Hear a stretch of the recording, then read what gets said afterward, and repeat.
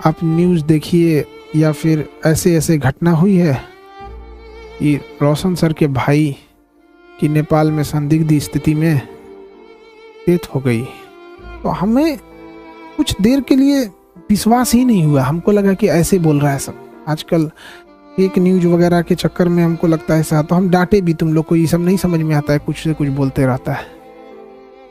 तो कुछ पल के लिए विश्वास नहीं हुआ कि ऐसे कैसे हो सकता है। फिर धीरे धीरे कुछ लोग न्यूज भेजने लगे, फिर न्यूज पे देखें, जब न्यूज देखे ना तो पैर के नीचे से जमीन खसक गया। एक समय एक कैसा अजीब करवट ले रहा है, किस दौर में, किस स्थिति में समय चला गया है, आखिर ऐसे कैसे हो गया। एक बार आप इसको न्यूज देखिए, जब वीडियो देखने के बाद एकदम दिल दहल गया। किसी परिवार के लिए इससे कठिन दौर क्या आ सकता है। भगवान इस कठिन दौर से निकलने के लिए उनको सहन शक्ति दे। इतनी भयानक स्थिति और इतनी कठोर स्थिति में वो कैसे निकल पाएंगे लोग। इस घटना के बाद पता नहीं कैसे परिवार सहन करेगा इसको। इस कठिन दौर में हमारी संवेदना परिवार के साथ है। जब कभी आदमी ऐसी खबर सुनता है तो दिल बैठ जाता है। किसी के परिवार के साथ ऐसा ना हो, दुश्मन के परिवार के साथ भी ऐसा ना हो। हमारी पूरी संवेदना है परिवार के साथ। हमसे जो संभव हो सकेगा, हम अभी परिवार किसी बात करने की स्थिति में नहीं होगा। हम इस चीज़ को समझ सकते हैं कि किसी के साथ ऐसा ना हो, लेकिन हमसे जो प्रयास होगा, हमसे जो कहेंगे लोग, हम वो हर संभव मदद करने को तैयार हैं, चाहे जो कुछ वो कहेंगे। इसमें सबसे ज़रूरी बात क्या है कि जो मीडिया को काफ़ी संवेदनशील होने की ज़रूरत है। जो ऑथेंटिक न्यूज़ है वही चलाएं। अलग अलग इधर उधर अफवाहें या अटकलों पे ना जाएं। ये बहुत संवेदनशील मामला है। और पुलिस अपना एक ऑफिशियल बयान जारी करे जिससे कि स्पष्ट हो सके चीज़ें क्या हैं, और जल्दी से जल्दी इसका पोस्टमार्टम रिपोर्ट सार्वजनिक किया जाए। और सबसे ज़्यादा जो अजीब सा चीज़ लग रहा है, ये कोइंसिडेंस, ये कैसे कोई तीसरा इंसान इसमें इन्वॉल्व लग रहा है। आखिर इतनी खतरनाक चीजें, इतनी अमानवीकृत कैसे कोई कर सकता है। तो इसमें कोई ना कोई तीसरा साजिश जरूर कर रहा है। इसके लिए एक उच्च स्तरीय जांच होनी चाहिए और उच्च स्तरीय जांच की रिपोर्ट को लाया जाए, और जो दोषी पाए जाएंगे उनमें एक को भी न छोड़ी जाए। फांसी से नीचे इनकी कोई सजा नहीं होनी चाहिए। आखिर ऐसा किसने, अगर किसी ने इसमें इन्वॉल्व है तो।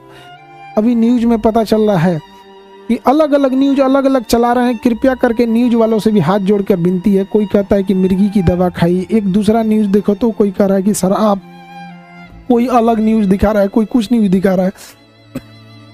तो कृपया न्यूज वाले ऑथेंटिक चीजों को दर्शाओ। किसी की जान गई है, क्या मिर्गी की दवा कहाँ से थी, कहाँ से लाया गया, इसकी जांच पुलिस सार्वजनिक करे इस मामले को। और जो न्यूज में चल रहा है कि 5 लोगों को हिरासत में लिया गया है, सबसे जरूरी चीज है कि उन 5 लोग कौन कौन से थे, वो उनको नाम सार्वजनिक किया जाए। उनकी भी जांच होनी चाहिए कि वो आखिर कौन थे। दोस्त के रूप में कोई और तो नहीं था।